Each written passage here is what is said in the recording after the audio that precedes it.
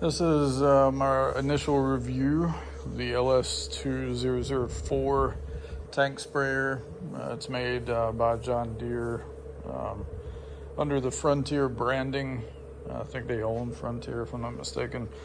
But with this one, we didn't go boomless. I don't like boomless because if you have any kind of wind or anything like that, that 24-foot radius goes out the window and you have a risk of overspray.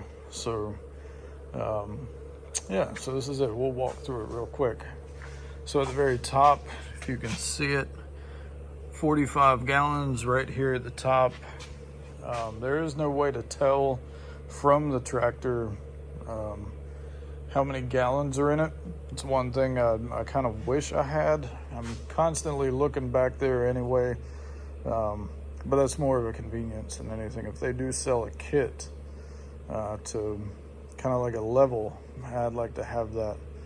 But you've got an option. This is a 4 gallon per minute pump. It's the better one.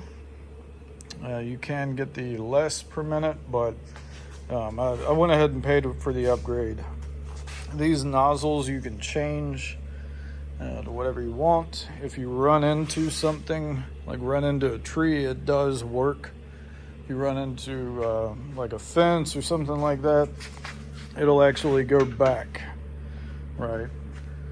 So here's the handle that it comes with. There's a pressurized spray pattern, right? You just move that like that.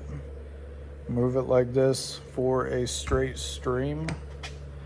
Here is where you turn that on. So if your arm is going this way, then it's going to work for this. If it's going this way, it's going to work for your boom, okay? You're gonna set that if you're off the tractor, that's when you're gonna do it. But I always keep it to the right unless I'm using the handle. Set your pressure here.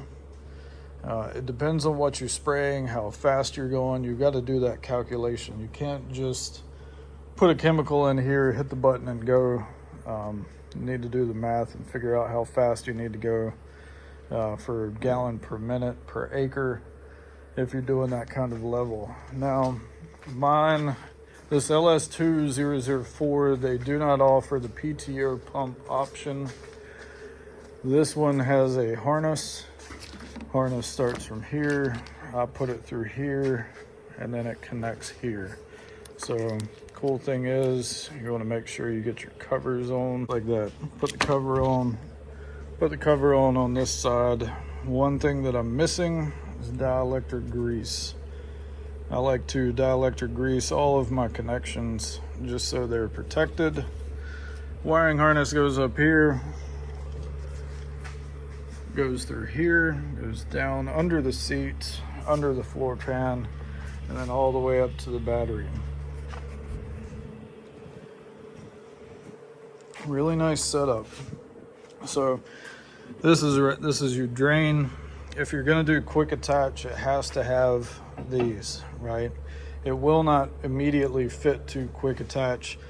My dealership, and maybe your dealership's different, mine put them on for free. They didn't charge me anything. Anytime I've ever needed anything like that, any of these pieces, like here's my 3062, it's RT 3062. Anytime I've ever needed those extensions, they've always just given them to me. Every dealership's different. The expectation you can have is you're gonna have to buy them unless you have a good relationship with your dealer. So you have to have them. If you look at it, without those, they would easily come out. Now this thing is very light also. So I'm gonna take it off real quick just to show you. I'm gonna fold these booms in.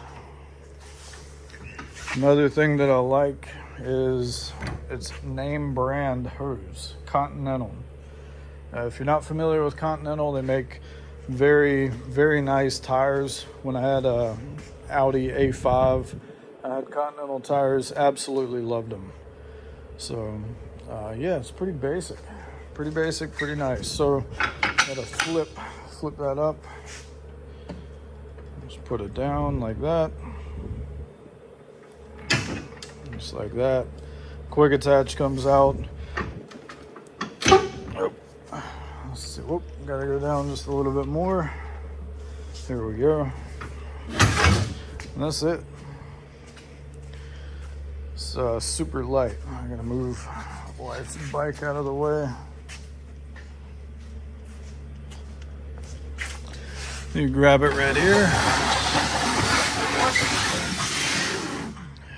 That's it. I used it. Whenever you do use it, whatever chemical you put in it, make sure you wash it out. Those O-rings, if you put Roundup or something, it's just going to destroy those O-rings. That's really it. Very simple, very easy to use, quick to connect.